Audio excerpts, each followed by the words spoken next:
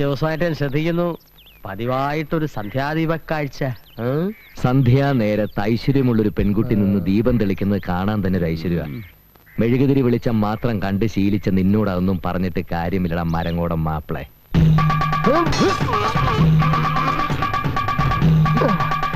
ഇനി ദം പിടിക്കാൻ വയ്യ. പറഞ്ഞു തന്ന അടവുകൾ ഓർമ്മയില്ല. ഓർമ്മയുണ്ട്. തുടങ്ങാം. വാരി വലിഞ്ഞ് ഇടത് മാറി വലത് മാറി നിന്ന് തിരിഞ്ഞമർന്ന് വലിഞ്ഞൊഴിഞ്ഞ്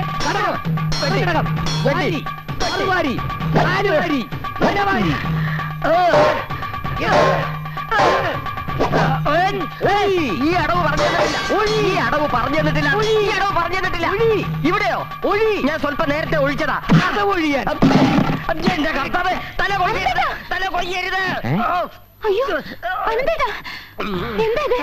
എന്റെ കർത്താവേ, അങ്കക്കലി മൂത്ത് തല കൊയ്യാൻ നിന്നപ്പോഴാണല്ലോ സുഗന്ധി വന്ന് തലയിട്ടത്. നീ പേടിച്ചു പോയോ? ഞാൻ ഇവനെ കുറച്ച് നല്ല അടവുകൾ പറഞ്ഞു കൊടുക്കായിരുന്നു. അങ്ങനെ വാളും കത്തിയും കൊണ്ടുള്ള അഭ്യാസങ്ങളൊന്നും വേണ്ട. ഇതുവരെ തമാശന് വേണ്ടിട്ടല്ലേ? നിങ്ങളിങ്ങനെ സംസാരിച്ച് കേൾക്കാതെ എന്റെ തല കൊയ്യി. ഞാൻ പോയി കുളിക്കട്ടെ. നീ പോയി വേഗം കുളിക്കൂ ഉർമീസ്. ഓ അതെ ഉർമീസേ, 2 ചായയും കൂടി എടുത്തോ. കുളിച്ചിട്ട് ചായ ഇടണോ, ചായ ഇട്ടിട്ട് കുളിക്കണോ? കുളിച്ചോണ്ട് ചായ ഇട്. ഓക്കെ. ഓടോ. നീ ഈ കൊട്ടാരൊക്കെ ഒന്ന് ചുറ്റി കിടന്ന് കാണ്, ഞാനിപ്പോ വരാം.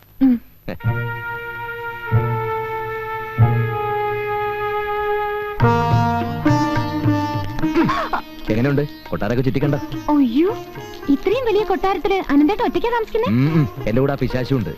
ചായ റെഡി. വിളിച്ച് കൂവണ്ട, ഹോട്ടലല്ല. നിന്നോട് ആരാ കൊണ്ട് ചായ കൊണ്ടുവരാൻ പറഞ്ഞത്? വക്കീലല്ലേ പറഞ്ഞ ചായ ഇട്ടുകൊണ്ടുവരാൻ? ഇടാനല്ലേ പറഞ്ഞോളൂ, കൊണ്ടുവരാൻ പറഞ്ഞില്ലല്ലോ. ഓഹോ, ചായ ഇടാൻ പറയുമ്പോൾ കൊണ്ടുവരാൻ പറയുമ്പോ കൊണ്ടുവരണം. എനിക്ക് രോഗം മനസ്സിലായി. ഞാനിപ്പോ കൊട്ടാരത്തിലെ കട്ടുറുമ്പായി മാറിയല്ലേ?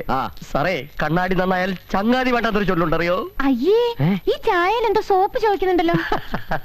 കുളിച്ചോണ്ട് ചായ ഇട്ടാ പിന്നെ സോപ്പല്ലാതെ സോഡ ചോദിക്കൂ. ഞാൻ വക്കീലോ.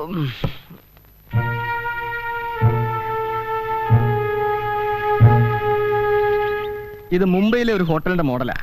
എന്റെ അങ്കിളായിരുന്നു അതിന്റെ ഇന്റീരിയർ ഡിസൈനർ. നമുക്ക് ഇൻഡോ ഇറ്റാലിയൻ കൾച്ചർ ക്ലബിൽ ഉണ്ടാക്കണ്ട. ഒരു മാസം ചെരച്ചു വന്നിരിക്കുന്നു.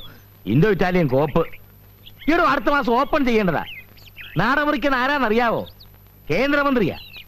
വലിയ ഗോത്താഴത്തെ ഡിസൈനർമാര്. ഡിസൈൻ സെലക്ട് ചെയ്യാൻ താമസിച്ചോണ്ടാ. ഇന്നേനെ തുടങ്ങിയ 1 മാസത്തിനാ തീരും. ഏത് ഡിസൈന വേണ്ടെന്ന് പറഞ്ഞാൽ അതൊക്കെ ഞാൻ പറഞ്ഞുതരാം. ഹോട്ടലിന്റെ പേര് നിങ്ങൾക്കറിയാവോ? New palace. അങ്ങനെ പേരിടാൻ കാരണം എന്താണെന്നറിയാവോ? കൊട്ടാരങ്ങളുടെയും കോവിലകങ്ങളുടെയും നാടാണ് അനന്തപുരി. അതുകൊണ്ടാണ് നമ്മൾ ആ പേരിട്ടത്. പേര് മാത്രം രാജകീയമായാ മതിയോ?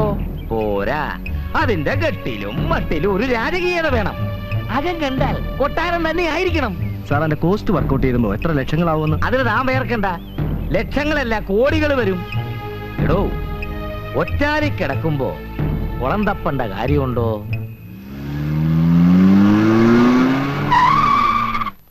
കണക്കൊക്കെ ഇന്ന് തന്നെ അഡ്മിനിസ്ട്രേറ്റീവ് ഓഫീസറെ ഏൽപ്പിച്ചേക്കണം.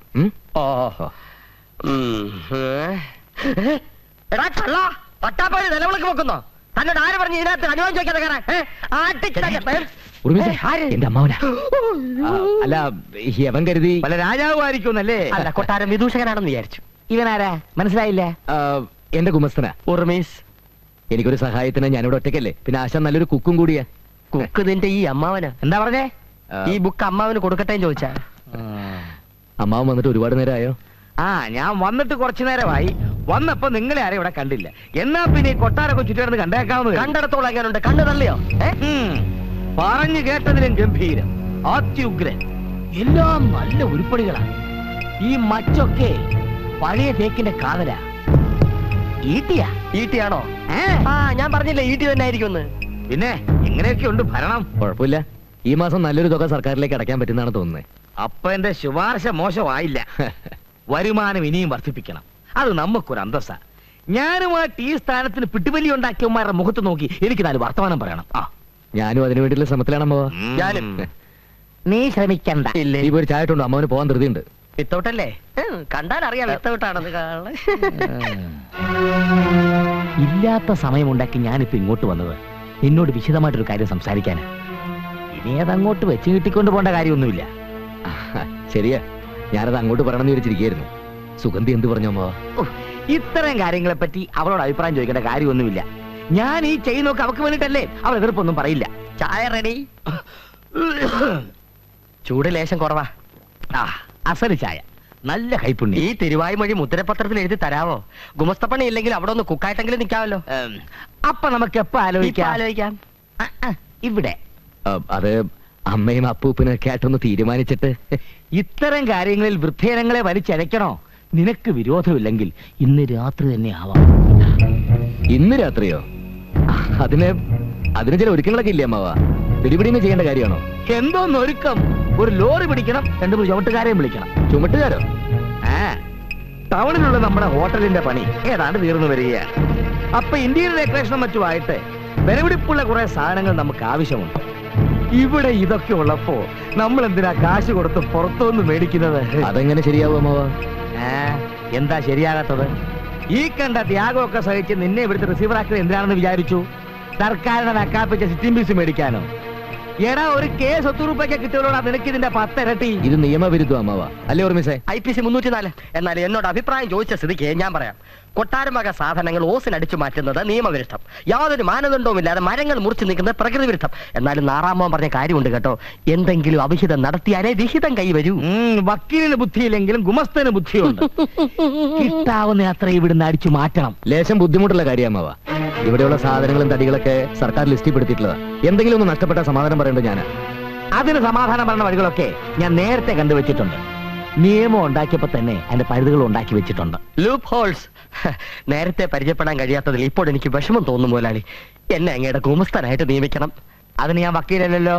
വക്കീലല്ലെങ്കിലും സാധാരണ വക്കീലന്മാരെ പോലെ വെറും കീലല്ലോ. നിയമത്തിന്റെ വക്രതകൾ അറിഞ്ഞുകൂടാത്തവരുടെ കൂടെ നിന്ന് ഞാൻ മടുത്തു. മടുക്കണ്ട. ഇവന് വേണ്ട വക്രതയൊക്കെ പറഞ്ഞു കൊടുത്ത് നീ ഇവിടെ തന്നെ അങ്ങോട്ട് കൂടിക്കോ. അനന്ത, ആദർശം കൊണ്ടൊന്നും ജീവിക്കാൻ കഴിയില്ല. ഇല്ലാത്തവന്റെ മുതലൊന്നും അല്ലല്ലോ, സർക്കാരിലേക്ക് കണ്ടുകെട്ടിപ്പോണ്ട മുതലല്ലേ. പോയിന്റ്. ഇതൊക്കെ ഞാൻ ഇവിടുന്ന് കൊണ്ടുപോകുന്നത് എന്റെ നേട്ടത്തിന് വേണ്ടിയല്ല. ഉണ്ടുപടുത്തവൻ എന്തിനാണ് ഉരുള? എന്റെ സമ്പാദ്യം എന്ന് പറയുന്നത് നിനക്കൂടി അവകാശപ്പെട്ടതാണ്. ലോറിയും പണിക്കാരും ഇന്ന് രാത്രി ഇവിടെ എത്തും. സാധനങ്ങൾ നിറച്ച വണ്ടി ഇവിടുന്ന് വിടണോ അതോ കാലിവണ്ടി വിടണോന്ന് നീ തീരുമാനിക്കുക. അതെ. ഓ, എന്തൊരു മഹാൻ. പിന്നെ ഒരാളെ ഒരു ദിവസം ഒരു പ്രാവശ്യം തൊഴുതാ മതി.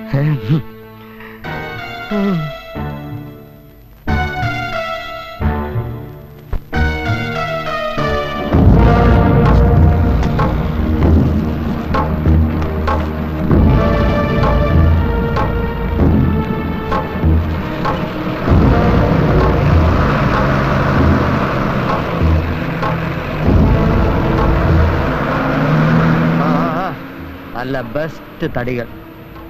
നിന്റെ അമ്മാവന്റെ യോഗം. ജീവിതത്തിൽ ആദ്യമായിട്ട് ഇങ്ങനെ ഒരു കള്ളത്തരത്തിന് കൂട്ടുവെക്കുന്നത്. വീട്ടിൽ ഒരു നേരത്തെ ആഹാരത്തിന് കഷ്ടപ്പെട്ടിട്ടുണ്ട്. അപ്പോഴൊന്നും 1 രൂപ പോലും കടം മേടിക്കാത്ത ഞാനാണ് ഇപ്പോ. ഇങ്ങനെ സെന്റിമെന്റൽ ആയാലോ? കപ്പ, വാഴക്കൊല തുടങ്ങിയ ഫലവർഗാദികൾ മോഷ്ടിക്കുന്നതാണ് യഥാർത്ഥത്തിൽ മോഷണം. ഇത് വെറും മോശ.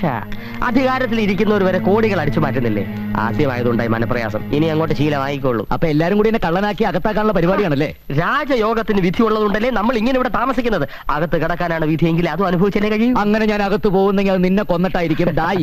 അങ്ങനെയാണെങ്കിൽ നിന്റെ കശ്മലൻ അമ്മ അവനെ കൊണ്ടുവച്ചു വാ. ഇതൊക്കെ ആരെങ്കിലും കാണുമെന്ന് മനുഷ്യരുടെ ഭ്രാന്ത് പിടിച്ചിരിക്കുമ്പോഴാണ് അവന്റെ ഈ പാതിരക്ക് ഏത് തെണ്ടിയാ ഉറക്കളച്ച് ഇതൊക്കെ കാണാനിരിക്കുന്നത്?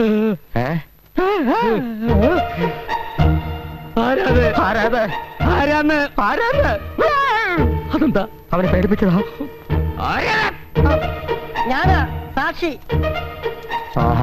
നിനക്ക് ഈ രാത്രിയിൽ ഇവിടെ എന്താ കാര്യം? എല്ലാവരും കിടന്നുറങ്ങും പോലെ എനിക്ക് കിടന്നുറങ്ങാൻ പറ്റൂലല്ലോ. ഇതുപോലെ എന്തെങ്കിലും കണ്ടെങ്കിലല്ലേ സാക്ഷിക്ക് പണിയുണ്ടാവൂ. നീ എന്ത് കണ്ടെന്താ? ലോറി, തടി, പോലീസ്, ജയില്, എനിക്കൊരു പണിയായി എന്ന് വരട്ടെ സാറന്മാരെ. ദേവൻ രക്ഷപ്പെട്ടു. പിടിച്ചോ.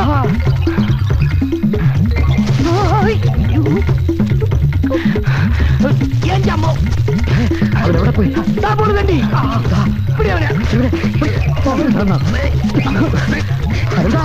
വിടല്ലേ?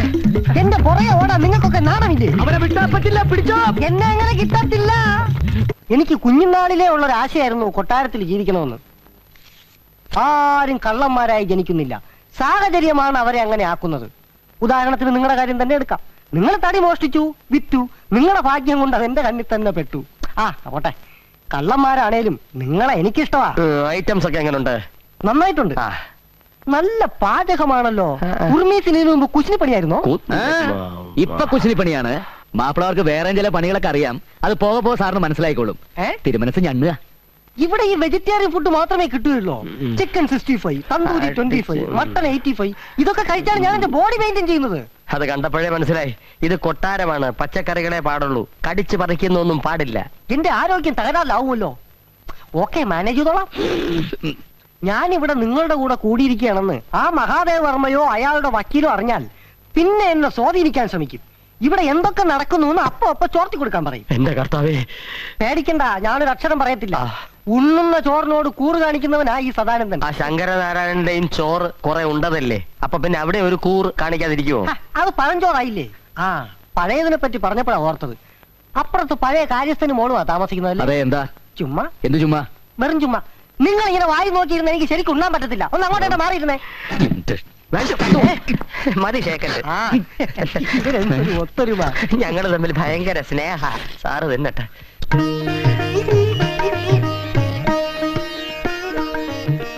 എന്റെ അപ്പൂപ്പ, മോനെ, നീ വന്നോടാ.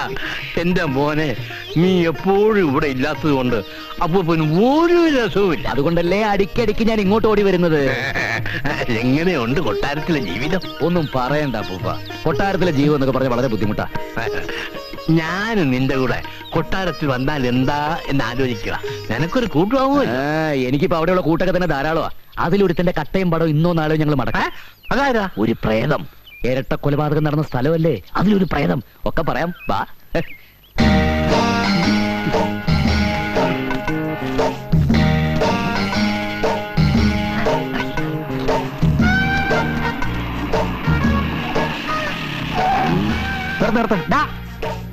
ആരടാ ഒന്ന് മനസ്സമായിട്ട് മൂത്തൊഴിക്കാൻ സമ്മതിക്കില്ലോ? ഇവിടെ വേണം പിന്നെ ഞാൻ സമാധാനമായിട്ട് ഇരുത്താം. അയ്യോ, തമ്പുരാനായിരുന്നോ?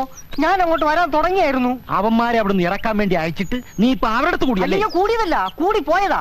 യക്ഷികളി തീറ്റി എന്ന് കരുതി സാക്ഷി സദാനന്ദൻ തോറ്റു പിന്മാറുന്ന പ്രശ്നമേ ഇല്ല. ഒരു മിത്രമായ അകത്ത് കയറി അവരുടെ രഹസ്യങ്ങൾ ചോർത്തിയെടുക്കുക, എന്നിട്ട് വേണ്ടതിനെ പുറത്തിറക്കാം. അത് നടത്തിയില്ലെങ്കിൽ നിന്റെ കഥ ഞാൻ കഴിക്കും. നീ ഒന്നേ. പിന്നൊരു കാര്യം, ഇതിൽ എന്റെ കൈയുണ്ടെന്ന് അവരറിയരുത്. അത് ഞാൻ ഏറ്റു. എന്നാ ബാക്കി ഒഴിച്ചോട്ടെ. അനന്താ, അനന്താ, ഇങ്ങനെ നോക്കൂത്തിയെ പോലെ ഇവിടെ ഇരുന്നോ? അവിടെ നടക്കുന്ന കോപ്രായങ്ങൾ എന്തൊക്കെയാണെന്ന് വക്കീലിന് അറിയോ?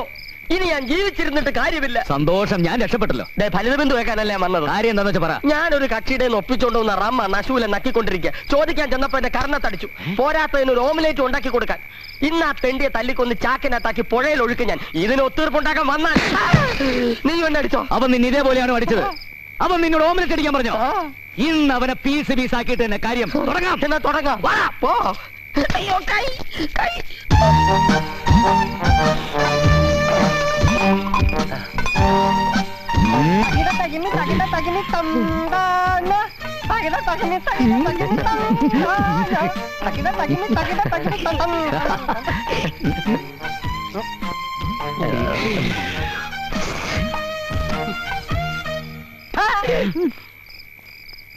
എത്ര നേരമാണോ പറഞ്ഞിട്ട്?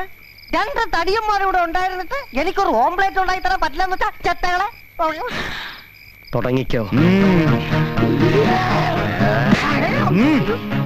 വാടാ, വാ. ലോറി, തടി, പോലീസ്, കോടതി, ജയില്. തുടങ്ങിക്കോ. എന്ത്? ഓംലെറ്റ് ഉണ്ടാക്കാൻ തുടങ്ങിക്കോളാൻ. പച്ച ഉള്ളി അരിയാം. വാടാ, തകിട, തകിനി. തകിട. അയ്യോ, ഓംലെറ്റ് വേണ്ട.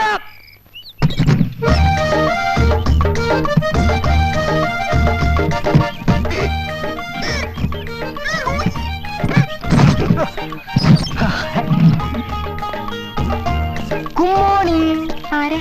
ഞാൻ സദാനന്ദൻ, കൊട്ടാരത്തിലെ റിസീവറുടെ പിയയാ. ഇത് കുറച്ച് പായസം. ഇന്നെന്റെ പിറന്നാളാ. അയ്യോ, വേണ്ടിയിരുന്നില്ല.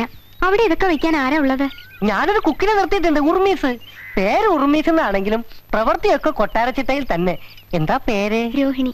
നക്ഷത്രവും അത് തന്നെയാവും അല്ലേ? അല്ല, മകം. മകം പിറന്ന മങ്ക, പൂരം പിറന്ന പുരുഷൻ. എന്തൊരു യോജിപ്പ്. ഇന്ന് ജന്മനാളെന്നല്ലേ പറഞ്ഞത്? അതെ. അതിനൊന്ന് പൂരമല്ലല്ലോ, ആയില്ലേ? അത് ഐഡിയാണ്, എന്നാ പൂരവുമാണ്. ഇപ്പൊ ഈ നാടുകൾക്കൊന്നും ഒരു സ്ഥിരതയും ഇല്ലാണ്ടായി. രാഷ്ട്രീയക്കാരെ പോലെ എപ്പോ വേണമെങ്കിലും കാര്യം പറയാതെ പിടിച്ചാട്ടെ. പാത്രം ഇപ്പത്തെ വേണമെന്നില്ല. അബദ്ധമായല്ലോ. ഇവളീ നാളി കയറി പിടിക്കുന്ന ആരുണ്ട്? വേറെ നമ്പർ ഇടാം. ഇങ്ങനെ പോയാലേ അവൻ റിസീവറും വക്കീല് ഗുമസ്തനുമാകും. ഇന്ന് അവൻ പായസം ഉണ്ടാക്കി അവക്ക് കൊടുത്തു, നാളെ അവൻ പോയസൺ ഉണ്ടാക്കി നമുക്ക് തരും.